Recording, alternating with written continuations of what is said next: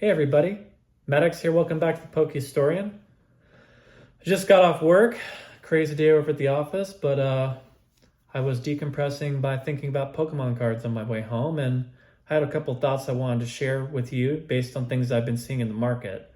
So I do sell a few things online, just kind of things that I'm not interested in having anymore, or duplicates I have, or things of that nature. And I've had certain like vintage Pokemon cards that I've been trying to sell for I guess about a year or so now.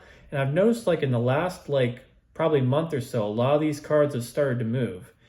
And I don't see anybody really talking about it. I mean, I've had cards that were just kind of very kind of like lower end sort of niche cards that people wouldn't necessarily be crazy about getting, but are still relatively cool, at least in my opinion. Don't know if the market agree with me, apparently not, but that seems to have changed because a lot of these kind of like lower end vintage cars that I had that there wasn't much interest in, all of a sudden now everyone seems to be buying them up. And I was getting multiple offers on these cards. That was how it started. I started first getting a lot of offers on some of the cards I had for sale. I'm like, well, that's interesting.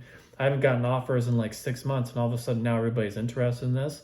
Then definitely got some low balls, and I'm like, well, no, I'm not going to sell for that because I know what this card's worth. But then the low balls got higher and higher, and then all of a sudden, cha-ching, cha-ching, I just started seeing cards sell, and they've been selling consistently for a few weeks. And I found that very fascinating because I don't see anyone really talking about how the vintage Pokemon card market is moving. And another thing I noticed when I was looking at some of the higher end vintage cards I bought last year around this time, a lot of those cards had doubled or even more than doubled in price. And we're talking like $600 cards going to like $1,200. And I'm thinking, well, that's interesting. I don't hear anybody talking about that either. And I think what I've kind of decided for myself is the Pokemon card market boom is extending beyond the newer cards. And I think a lot of people are quietly buying up a lot of these vintage cards that were probably a bit underpriced for a while now.